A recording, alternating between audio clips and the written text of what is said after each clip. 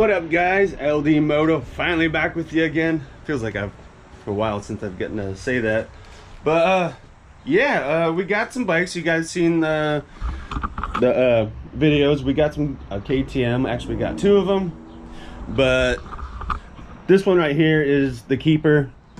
It runs. We've been riding it around. As you can see, there's dirt all over it. Yeah, this one's in pretty darn good shape. I would like to do some improvements to make it a little bit better. Actually, we've already done a little bit, not much. We switched out the shock from the Junior Pro to the Adventure just to make it a little bit better. We got a new clutch put in it. Well, not a brand new clutch. We rebuilt the one that was in there with the stuff, new clutch parts. But yeah, it works pretty good. I didn't have a gasket for it. I made a gasket from some gasket sealer. It works. It's actually leaking more from the filler here than anywhere, and there's a little crack in there, I think. Still, it's been welded before, but what I think happened, somebody replaced the clutch in here, didn't get the locking nut on there on the crank very well that holds the clutch all the way down, and it was just rubbing in here because when I had it off I could see it. And eventually we found a socket that would fit on the spline gears that are in there. It fit enough to tighten it down. So yeah, this thing's pretty good. I mean, granted, it's over 20 years old, and it's in pretty darn good shape. I mean, for what it is. And there's definitely things we can do to probably make it a little bit better. But this little guy, man, Liam loves it. But I'm gonna tell you this. This thing smoked this. But yeah, I'll get to this here in a minute. But yeah, there's things we're gonna do. I want you guys to look at this carburetor. Yeah, look at this carburetor. I don't know if you can really tell, but does that carburetor look familiar? That's an OG carburetor. It's an Italian carburetor. And guess what?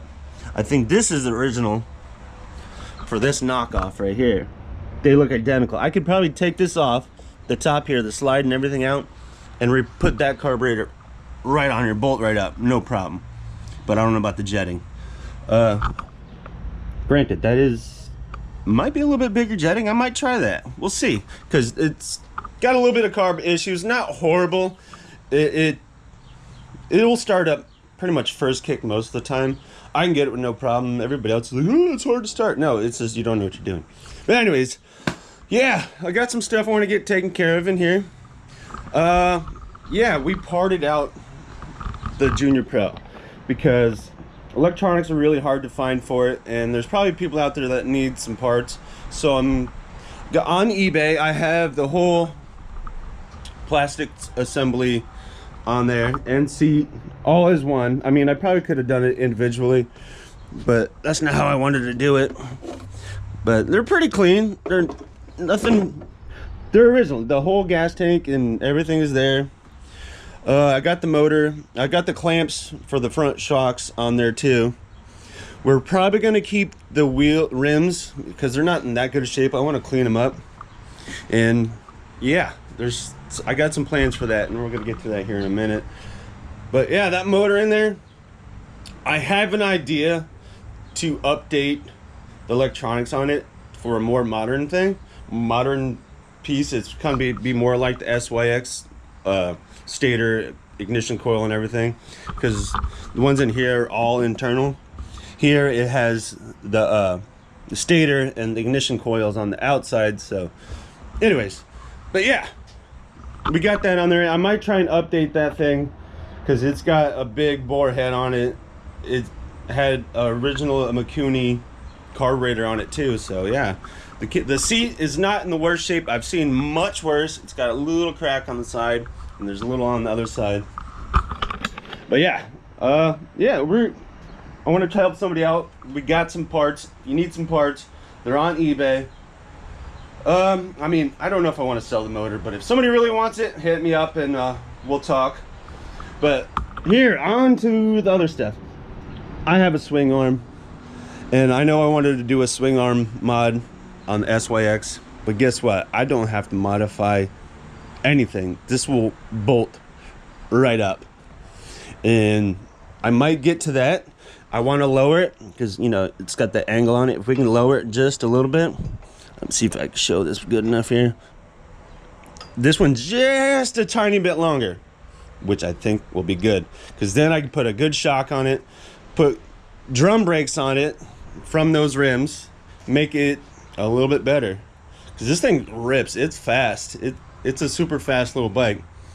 So eventually, if this motor blows, we're probably going to get another one of those and mod it to that, because we'll see, depending on how long it lasts, because the boys are going to, well, Liam's going to outgrow it. Leland's still just coming into it, so he's still riding the electric. He rocks on that thing.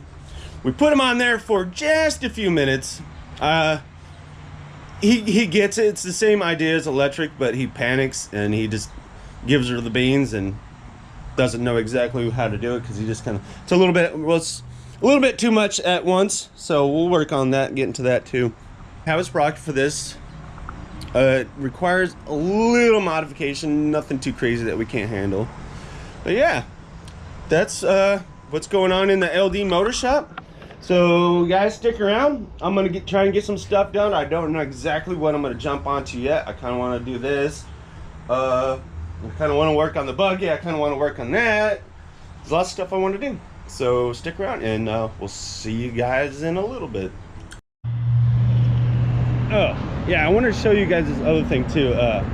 TC Garage actually brought this to my attention.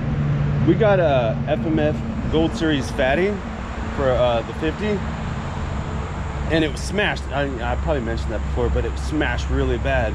But he showed me this little trick, and I'm actually surprised at the results. This is round one. We'll be able to do it again, but you have to check his video on his channel out to see how bad it actually was.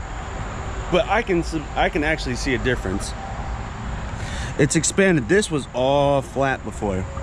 This thing was completely flat, and that was just round one. So I'm letting it thaw out again. I'm gonna try it again, but I'm actually pretty impressed, because this, like I said, this was all flat right here. I thought that was kind of cool. You guys got a expansion chamber that is a little dented. I mean, this is probably an extreme one, but like little dents. He showed me a video of this other kid trying it, and it worked a lot, and he just had lots of little dents, but this thing was pancaked. So that shows you right there. It's a cheaper method. I know they do sell kits where you can plug them off and pressurize them and kind of heat them up, and they'll pop out that way. But this is cheaper, and I think a little safer, as long as you got the room in your freezer. But yeah, guys, I'm gonna get some more updates on that. But yeah, I wanted to share that with you. I thought that was kind of cool. Man, this was completely flat. I can't wait to see what happens in round two. Alrighty, guys, we'll catch up in a bit. Yesterday, Liam was trying to ride the SYX. I forgot to mention this earlier, and it kind of did the same thing it did before. It just, you can't rev it while it's on the ground because the clutch is grabbing too much. And lo and behold, I open it up, and the brand new clutch center, I'll show you in a second. Yeah, let me actually show you. All right, here's the old one. This is what I'm talking about right here. Right here on the end of the other one, it broke. But this is the original one. There's nothing technically wrong with it other than, I don't know if you can see that in there, there's threads in there. Part of the bolt broke off. This is what the original problem was. So we got that fixed. It was working really good, and yesterday he wanted to try it out. But yeah, that broke. Let me show you. But anyways, I had to go over to Harbor Freight and get a tap and die set to fix that one. But yeah, I'll show you a little bit. Little piece here that broke off from, where's the rest of it? But anyways, yeah, it's broke. So yeah, I had to go get a tap and die set. I'm gonna clean that one up and put it back together. I don't know where that other piece went. I wanted to show you guys that. Anyways, when I find it, I'll show you. But you saw the little chunk. I'm gonna get back into this, start working on that piece, getting this thing all straightened out.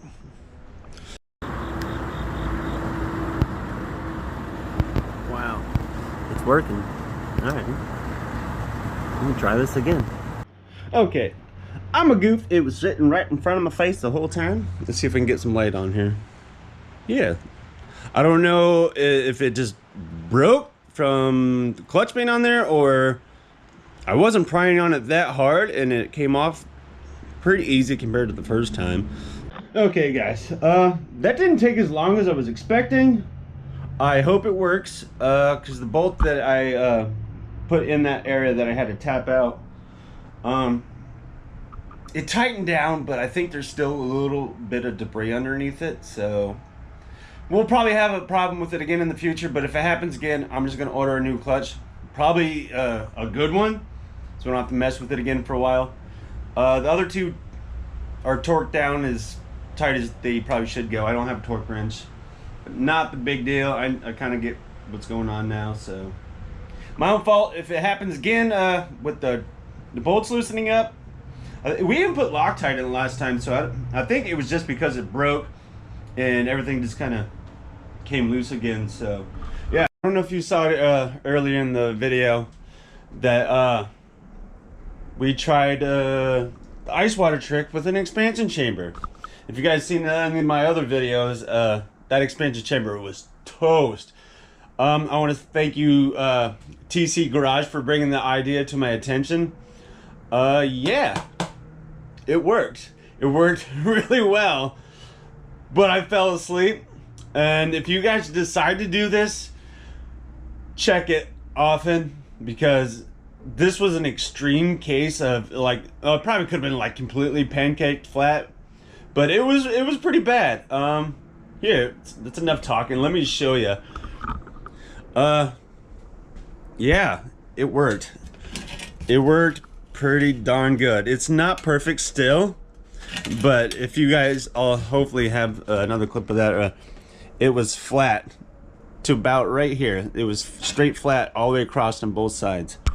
And the guy we got it from said I guess they might have done that for the Kickstarter or something, because it was in the way. I mean, it just didn't really make sense to me. Why would you put a pipe like that on a bike, then smash it, because you know, two-strokes run off, like, you know, these can kind of control RPM and tune and stuff. But yes, getting back to the subject, be very careful if you decide to do this, because obviously, you know, ice expands, and I think you probably already know where I'm going with this. Yeah, I fell asleep. Doesn't matter. I wasn't planning on really doing much with this. It was just kind of, he brought an idea to me. I was like, oh, we'll give it a shot. I mean, worst case scenario, it doesn't work, whatever. But yeah, this is what happened. Yeah, you can see that right there. I woke up in the middle of the night. I was like, oh my gosh, I forgot about it. And yeah, not a big deal. I mean, I'm gonna straighten it out and you know, weld it up a little bit. But yeah, that's what that's all about. And I'm still working on the sprocket for the buggy. But yeah, I want to thank you guys for watching. All the new subscribers, everything. Hopefully we can just get a little better at all this stuff, because that was just an experiment and it worked. We need to control it a little bit better, because obviously, you know, ice expands. But anyways, thanks for watching. We'll see you guys next